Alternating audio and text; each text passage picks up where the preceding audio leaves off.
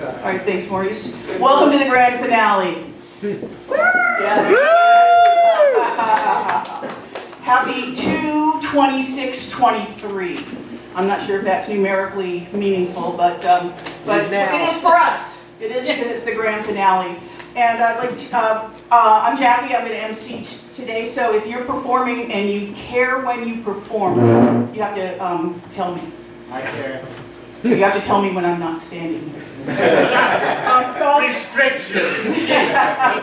What anarchist are you? That's the devil back there heckling me, as is appropriate for the grand finale. I'll start off just by quoting one of Pittsburgh's own luminaries, Mac Miller, who rhymed grand finale with Allegheny County. So on that note, I think our first performance is CMB Cold Spot. That stands for Cosmic Microwave Background Cold Spot. The cold spot is 2.7 degrees Kelvin, which is about 300 degrees minus 300 degrees Fahrenheit? I think so, yes. So CMB Cold Spot. And then after that, we're going to be having Emily come up and share her version of the grand finale with us. Thank you.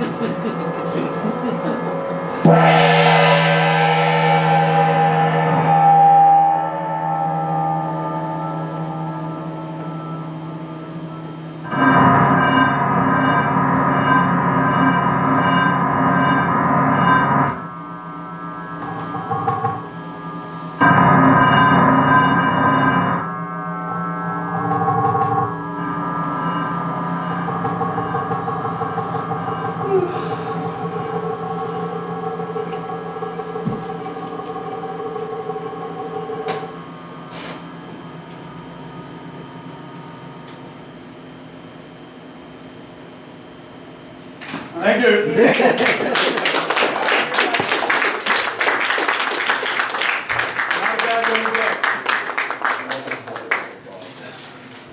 In the annals of great names, if you don't know Luke Ferdinand, this is a great name. You know, I looked up Grand Finale a couple of times recently, and what I mostly found were bakeries and hair salons. So I can only assume that we all want to look our best and eat sweet treats as part of the Grand Finale. I don't know what Emily has in mind, but let's find out.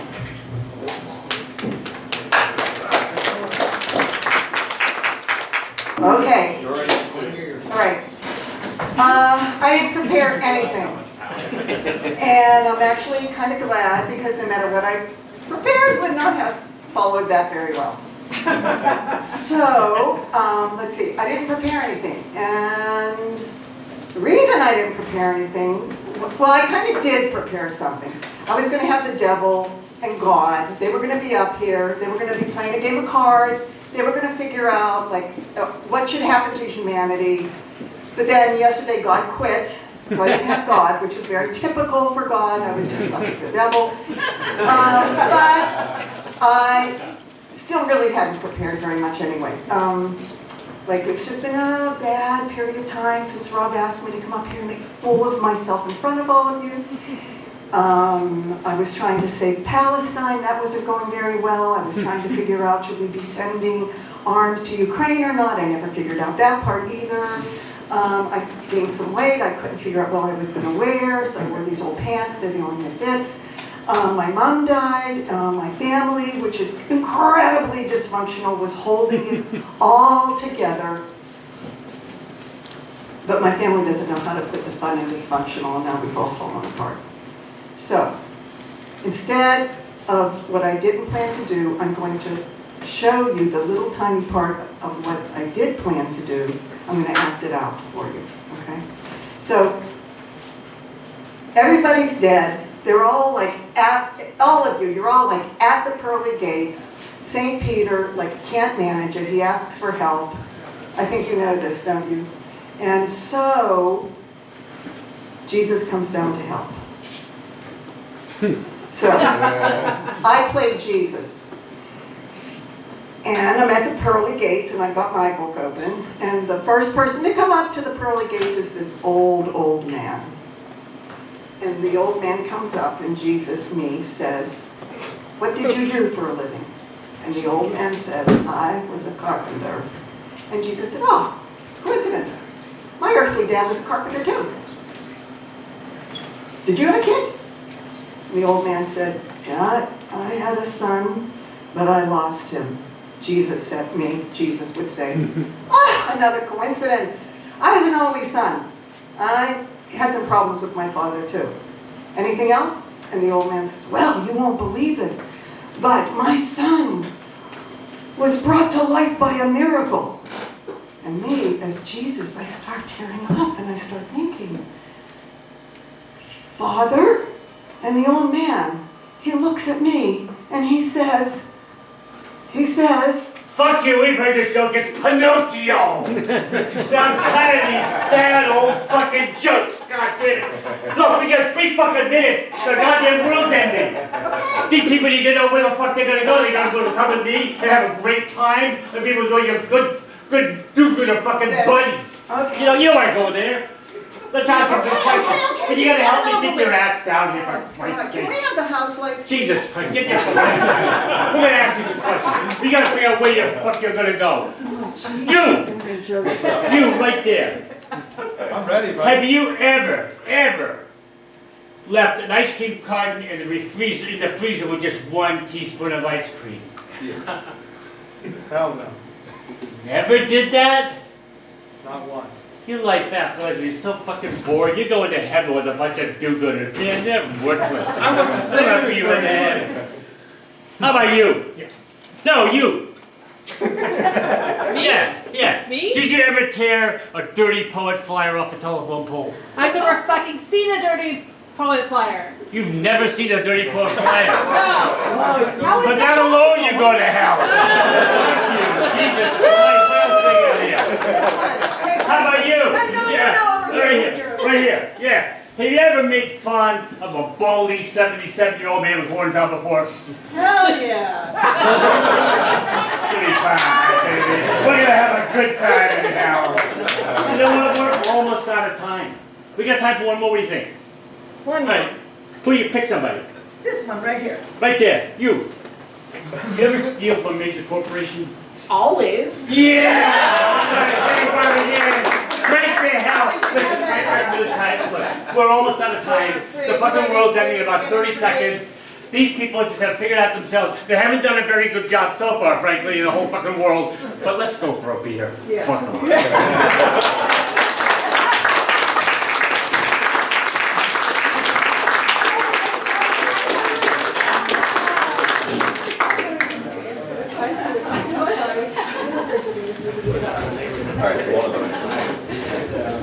I'm glad they didn't ask me anything.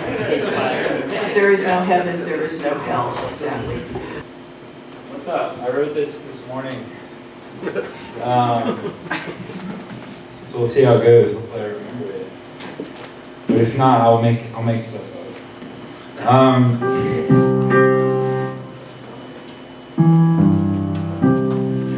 The world burns. Will you be there? Will you be there? The world burns. Will you be there? Will you be there to watch it unfold, shining bright like gold? We'll watch it unfold, shining bright like gold. It's always burning.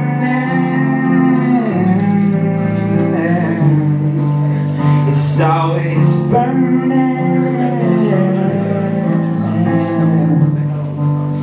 It goes in cycles again and again.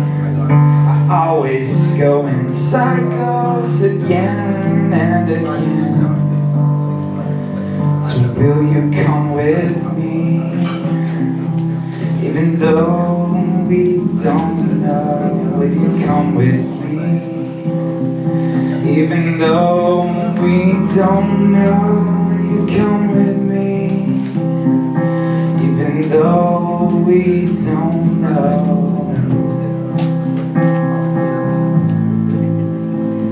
Despite what it might be.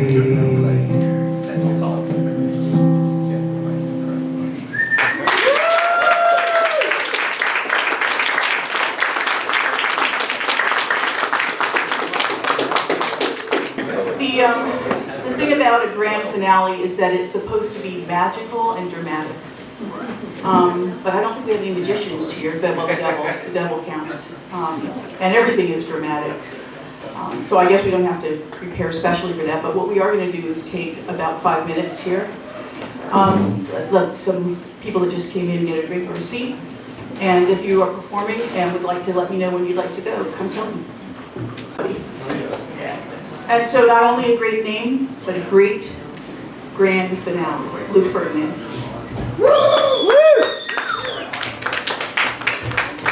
Thanks, everybody. With 5 minutes to play, the setup is as much of the performance as the show itself. So I'll be quick. This piece is called The Unresolved Nature of Trying to Recognize Perceived Reality while I watch my stories. So. I love that one.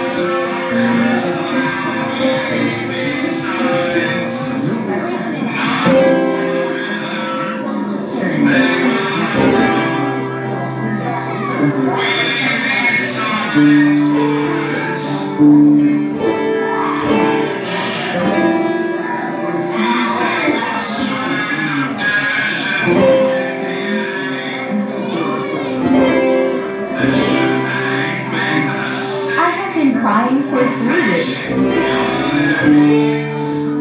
I have been crying for 3 weeks. I have been crying for 3 weeks. I have been crying for 3 weeks. I have been crying for 3 weeks. I have been crying for 3 weeks.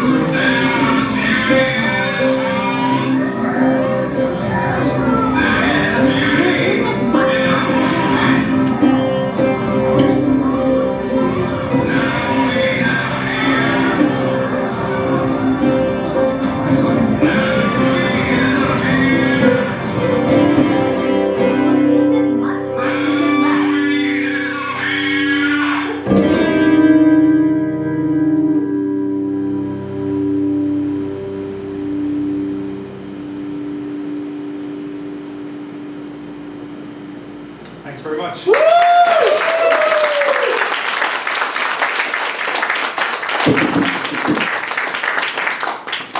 Like Luke's vocal, I've been crying for 3 weeks. Okay.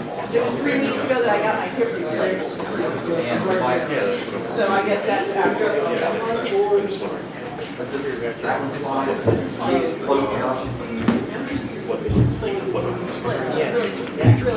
I would say that next up is Steve Pellegrino, except that he told me he's interstellar. And now looking at him, I don't know what to make of this.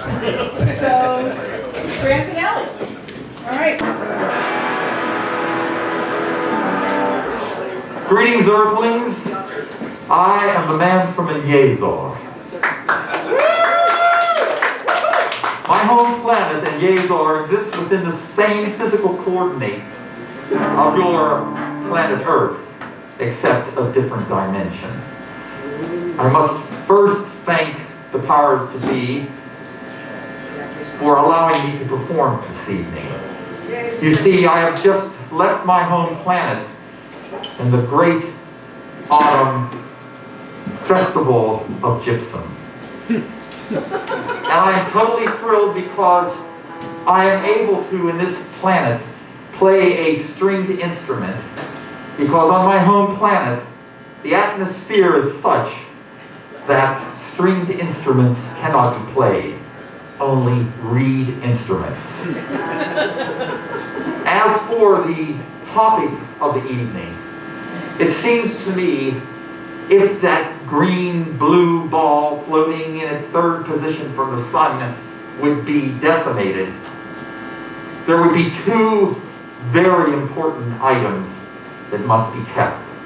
CaSO4 plus 2H2O and H2CO2 plus C6H7O14. Yes.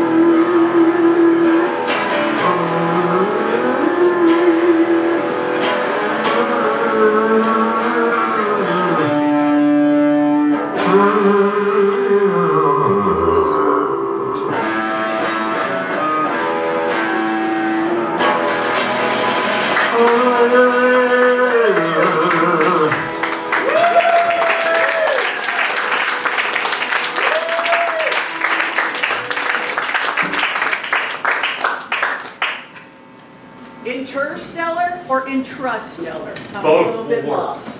Okay. Both forward. All right. Intra. Thanks. What planet he was from? It was Zangar? Nyazar. Thank you. We know we can't count on. Gengar. It was not Gadar. It was not Gadar. That was not indeed. All right, and next up, Bill O'Driscoll, who told me he doesn't need any introduction. Bill O'Driscoll. Mostly not wanting one, but.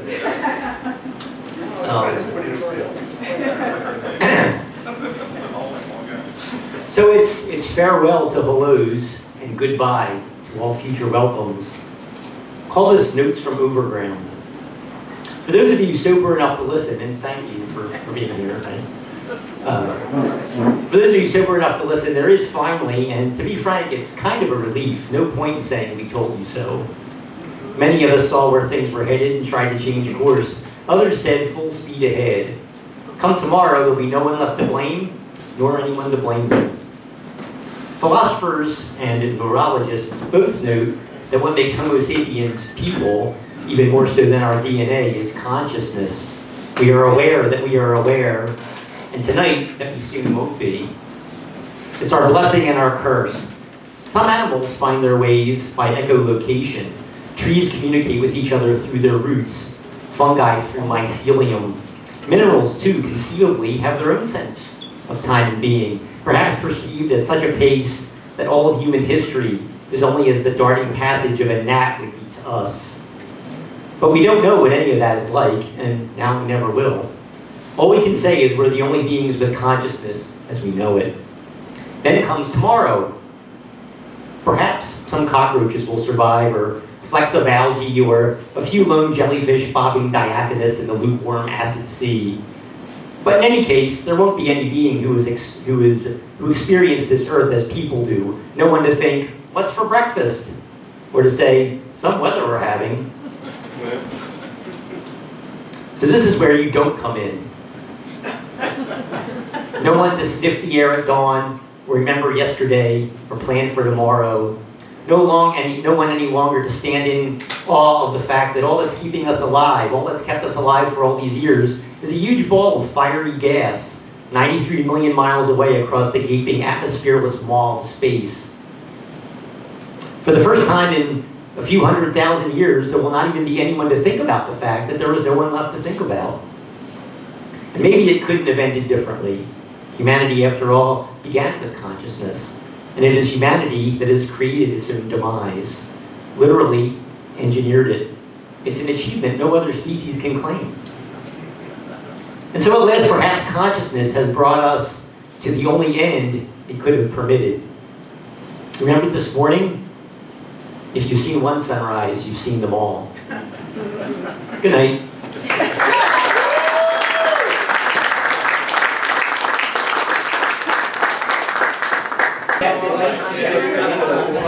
All right, before we bring Liz and Sean up, I want to take up on something Bill O'Driscoll said, which is I once read something that said, the reason that we will never encounter another life form is because every life form kills itself out before it makes contact with another life form. So apparently we're on the right trajectory. We're on the right side of science and history. Right on schedule. I also want to quote our Pittsburgh luminary, Mac Miller, again. What about Liz? In his song Grand Finale, which rhymes with Allegheny County, he ended it with, "The world will be just fine without me." That makes me a little sad. I knew Mac. But anyway, I thought that was kind of fitting for this. And on that downer of a note, although we did learn that Luke Ferdinand's piece was not necessarily about postpartum depression, Liz and Sean, bring it up.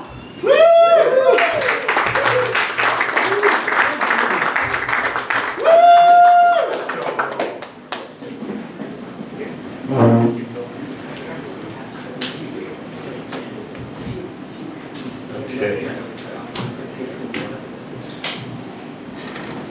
The world would be fine without me. That's heartbreaking. On that note. Intelligent. I think you can get a little bit. Oh. You're good, Liz. Okay. In the buried corners of before, we were tiny fish in tinier waters. We crawled out, shed gills, and grew lungs, and I guess it would probably be more painful if it took days instead of eons, but it still was. Even with all this change so slow and quiet and creeping, it still hurt. A horrifying generational tableau of new, lonely learning, of new, lonely evolution. Our parents never had lungs, never had knees. They couldn't teach us. Well, let me tell you about the sea. I've heard it's deep, but I grew up inland, and all I know is the rivers that feed it and classroom water cycle diagrams. Instead, I know the contour of the land underfoot. I know the smell of fresh dirt and streams, and the trees always growing upward, pointing out the constellations and different type of sea. Imagine being the first to step onto a dry and endless expanse, your body suddenly breathing, learning how to be light. Imagine the comforting pressure of miles and miles of ocean evaporating from your back, the joy of release and the horror of breath, this tickle of air that gave life the way water always used to. You will leave behind a legacy of dry land. Only dirt and stone evolve without changing. When someone, someday from very far away, comes to find us, there will still be the pyramids, buried under an ocean of sand, but unbent, unbroken, still reaching skyward. And then we looked up and there were stars, and we could never see them before. Nothing beyond that stretching horizon of waves. But we broke through and we saw them and we knew. In our bones, in our souls, in our entrails, we knew there is no ceiling. Our legacy is one long echo of devastating forever. Hundreds of years after we're gone, macaws released from captivity will still be speaking human words. Passing on our words to their children as mating call mimicries. They won't know the meaning of the words. Eventually, it'll fade from their memory. And there's no Rosetta Stone for what parents knew. When I was 22, I sat with this girl, passing a pipe of salvia, and I breathed in, and when I opened my eyes, the world was this bubble, this girl, this grass, this bounded always, and then bam, there was this noise somewhere, some car horn or bus or a flick of a lighter, and I snapped to, turned to see the whole rest of the world there, and gasped, damn near collapsed at the weight of, my God, there's so much more. And I think it was probably something like that, the beginning, the very first feeling of not being fish. 1977, we hurled a golden record or two out into space. They're etched with the sounds of Earth, music from around the world. 55 people in 55 different languages saying hello to no one. In a few years, Voyager 1 is scheduled to cease all functions as its battery dies and it drifts out of range in silence, abandoning its pale blue dot and wading further into the black depth. Despite our legs and our breath, there was still something in that sea calling back across the whole history of time. We were probably fighting and fucking and eating and drinking and dying like we always did, but back on that shore in that first forever of stars, we found new and we found more. We didn't even notice our legs getting longer, our scales getting sparser. All those millennia and nothing we were stayed the same, but one glaring and obvious tragedy. We had never been further from the stars. If I could, I'd take a raft along these inland rivers. One leads to a larger one. That one leads to a larger one. Until I get to meet the sea that they all lead to. I can let the waves take me out to the darkest places. With water so calm and reflective, I can reach in and gather the stars up in my hand. We got sad about the stars, but I think it was the kind of sad that motivates. Because now we have skyscrapers and universities and hospitals, and we've learned how to build houses, to live together, to map the whole globe. And we found other not fish, and we've made cities with them, made homes, made friends. And every time we found new people, we loved them the way we loved the sky. Still wanted to see, to learn, to want. Maybe all we are is growing, learning, loving, and seeing, and reaching, and finding. The same way those tiny fish we were first found legs and lungs and feet in eternity. And now we know there are other planets out there, orbiting other stars. What we want to find is life on those rocks. What we want to find now is the water. There's still more stars to find and more world to see, and we still drink water to survive. And maybe we still think water has a horizon, and maybe sometimes we think we do too. But we don't. Nothing does. We just need a car horn or a bus stopping, or the flick of some passerby's lighter to wake us up and remind us, my God, there's so much more. The sky is always cold, and we always wanted to respond. In 4 billion years, Voyager 1 will still go on. It'll be silently carrying on our science, our history, our sounds on those golden records. It's aimed at nothing. It's drifting nowhere. So when the noise of our living is gone, it will still be out there, and it will still embody the quietness of what came after.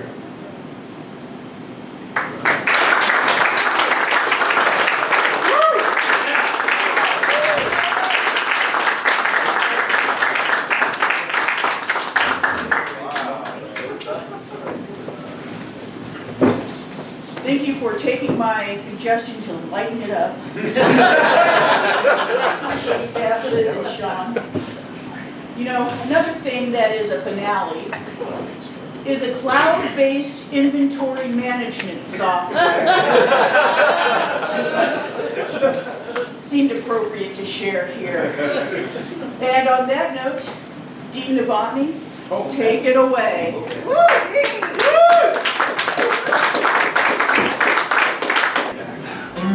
Hello, everybody. I guess this is a very depressing evening because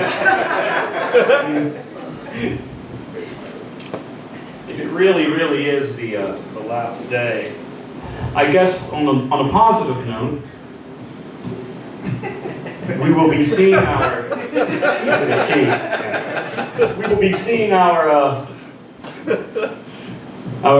dead relatives, I guess. I hope not. In the next life.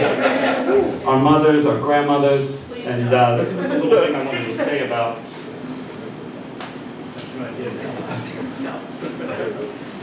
Long time ago, say maybe about 1991, 92, something like that, I was down and out living with a male prostitute in a one-room sort of flop house. And he was a Mexican guy named Lorenzo. And I always liked Lorenzo a lot. We had nothing, and we were attempting prostitution, and needless to say, I wasn't very good at it. I remember my first John turned to me and said, "I'm really weird." I said, "So aren't we all?" And then he looked at me again real hard and he said, "Really, really weird." So prostitution wasn't for me. However, Lorenzo, like I said, we had nothing. I think we were living in a $38 house, hotel room. Yeah, believe it or not, $38. And we couldn't afford it. But Lorenzo impressed me because he always looked like $1 million, you know? And he told me that his Mexican grandmother said to him one time that her advice to him was, "Lorenzo, when you have no money, you have no friends, nothing, that's when you look your best. You put your good face on, you fix your hair, you go out in the world, and you hold your head up high. When you have friends, you have money, you can look sloppy, do whatever you want." I always thought that was good advice. So Lorenzo and I took in this perfect mulatto. Is that not allowed to use anymore the word mulatto? I don't know. I don't really give a fuck. But anyways, we took in this perfect mulatto named Scott into our $38 room. But Scott was absolutely gorgeous. The problem is he didn't have a brain in his head. And he managed to get AIDS and die within 6 months when nobody was getting AIDS anymore. Oh well. But coming back to grandmothers though, my grandmother used to say to me all the time, she would say, if you're wearing a gray suit, you need to wear more rouge. And then she wondered why I am the way I am. Does anybody know what rouge is, actually? Yeah. And the other thing my grandmother used to say to me a lot was,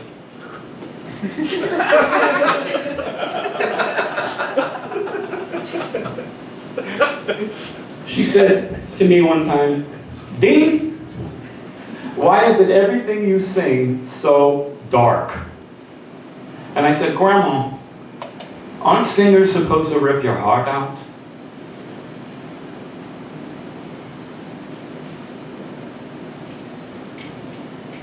This is a song I've been working on, normally sung a cappella, sometimes not, called Oh Death. G minor? Yeah, G. No.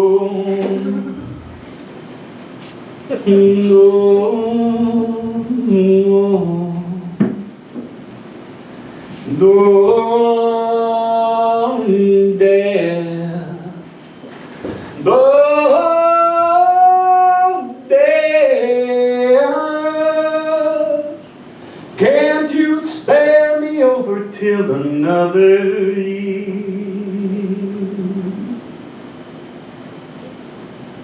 What is this that I can see?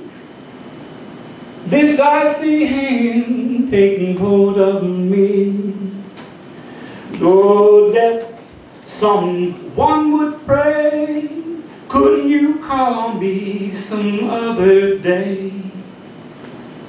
I am death, no one could excel. I open the door to heaven and hell. The children prayed and the preachers preached, but the time for mercy is out of your reach. Oh, mother, come to my bed, place a cold towel upon my head. My head is warm, my feet are cold, death is moving upon my soul. Death, I come, take your soul, leave the body and leave it cold, to drop the flesh off of the frame. The earth and the worms both have a claim. Oh, death, how you treating me? Close my eyes so I can see. You're hurting my body, you make me cold. You ruin my life right out of my soul. I'll fix your feet so you can't walk. I'll lock that jaw so you can't talk. Close your eyes so you can see. This very hour, come and go with me. Oh, death, please consider my age. Please don't take me at this stage. My wealth is all at your command. If you would move that icy hand.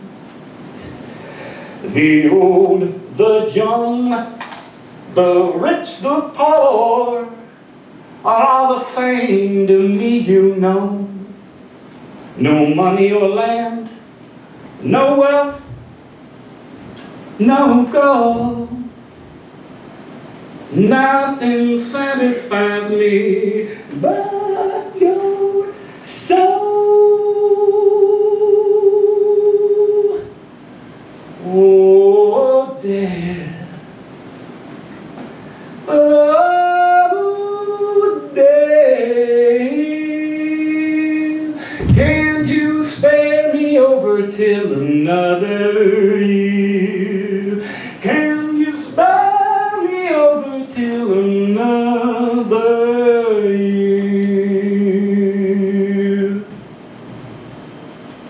Thank you.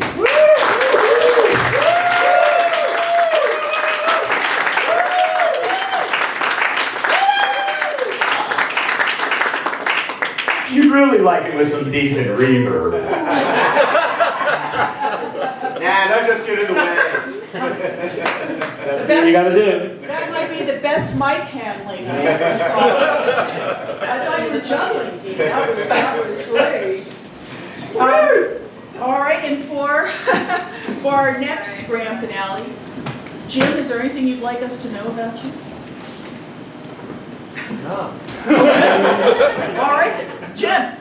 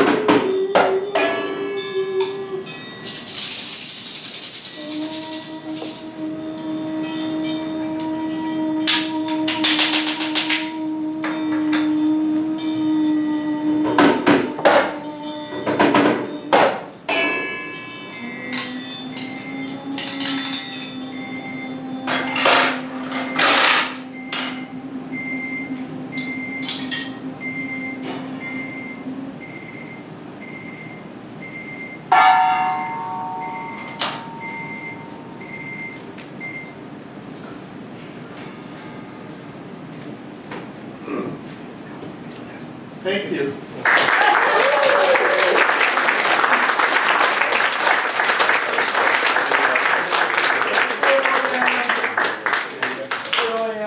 One more time for Jim.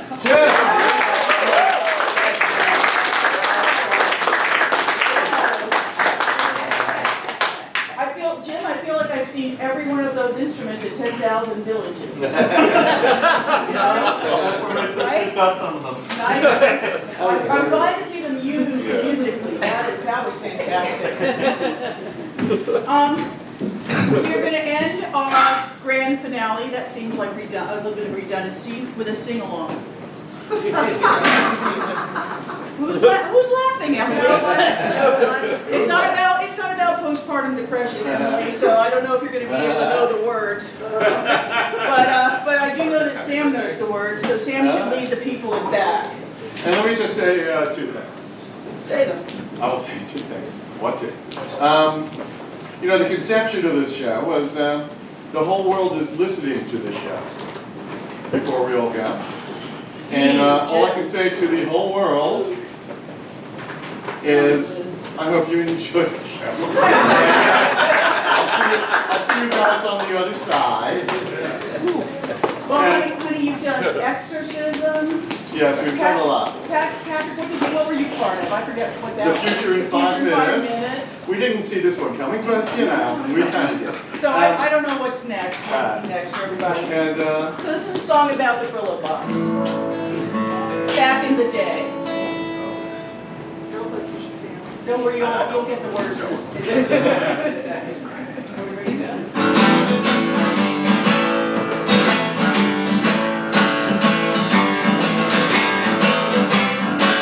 It's 1 in the morning on Saturday night, something strikes your strain. Your body left drinking, now we're going, you cannot find your change. You try to remember how much you spent, but you're not thinking very fast. You're searching your pockets and searching my head. You're a horse's ass. Yes, you're a horse's ass. The life's too short, boys, we're growing up in blood. Life's too short, and the future may never come. Life's too short, girls, believe in what you say. Life's too short, don't wish for what cannot be. Don't wish for what cannot be.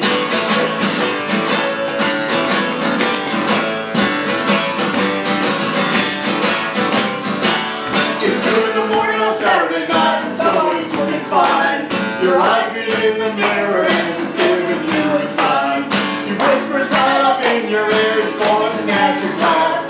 That's my drink you have in your hand. You're a horse's ass. You're a horse's ass. But life's too short, boys, we're gonna be black. Life's too short, and the future may never come. Life's too short, girls, believe in what you say. Life's too short, don't wish for what cannot be. Don't wish for what cannot be.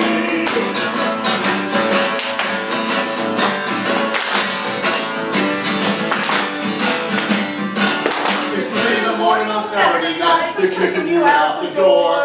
The action's over for everyone else, but you want a little more. It's fun to drive alone at night and count the